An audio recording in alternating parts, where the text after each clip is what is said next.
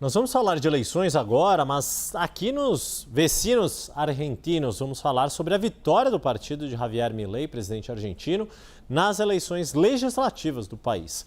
Milei pediu hoje o apoio de parlamentares da oposição moderada para as reformas do governo. Vamos chamar a nossa correspondente Luciana Tadeu ao vivo de Buenos Aires para nos trazer as informações desse dia seguinte dos louros colhidos por Javier Milei, contrariando o prognóstico de muita gente por aí, né, Luciana? Boa tarde, bem-vinda. Oi, Yuri, boa tarde para você, para todos que nos acompanham, até porque na semana prévia às eleições aqui na Argentina é proibido divulgar pesquisas eleitorais. Então, até havia informação por parte de alguns institutos que havia uma recuperação da intenção de voto em Javier Milei, porém os institutos não podiam divulgar esses dados para não descumprir a lei eleitoral. Fato é que a força, o partido político de Javier Milei, a Liberdade Avança, obteve uma vitória expressiva nas urnas, quase 41% dos votos nacionais, é uma diferença de quase 10 pontos percentuais em relação ao principal oponente do governo, que é o peronismo. Com esses votos, consegue mais de um terço da Câmara de Deputados, o que garante para o governo número suficiente para, por exemplo, conseguir manter os vetos do governo a leis aprovadas pelo parlamento, porque o que a gente tinha visto até agora, Yuri, nesses últimos meses foi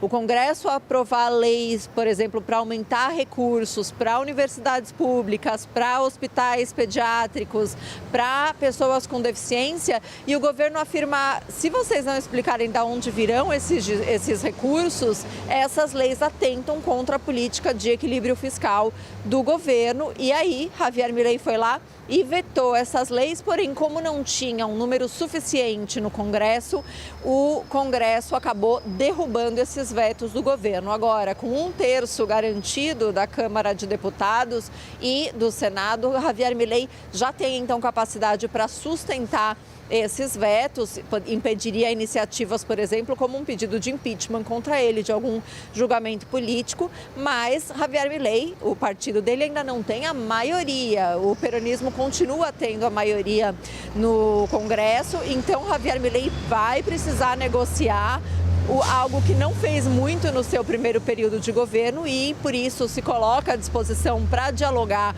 com governadores e deputados da oposição ou potenciais aliados para aprovar reformas que quer implementar. O que se espera que o governo tente promover a partir de agora? Uma reforma do Código Penal da Argentina, se fala inclusive em uma diminuição da idade penal aqui na Argentina, uma reforma trabalhista, reforma do sistema previdenciário e reforma tributária. Então, é possível que com essa maior presença no Congresso haja mais capacidade de negociação para que o governo atinja os números suficientes para implementar essas reformas. Ontem, no seu discurso de vitória, Javier Milei disse que essas eleições foram um divisor de águas e que começa agora a construção da Argentina grande. E esse resultado não foi só expressivo em nível nacional. Na província de Buenos Aires, onde o partido de Javier Milei tinha tido uma derrota nas eleições legislativas locais no começo de setembro,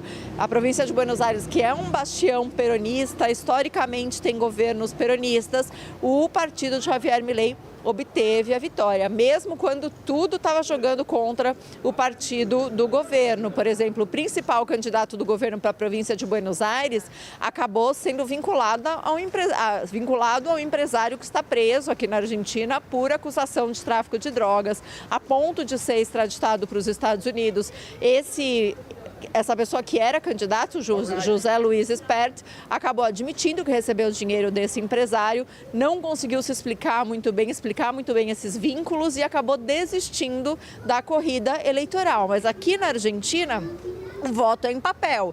Existe uma cédula com as listas de deputado de cada força política. E aqui na Argentina não se vota nominalmente nos deputados, se vota na lista de todos os deputados da força política.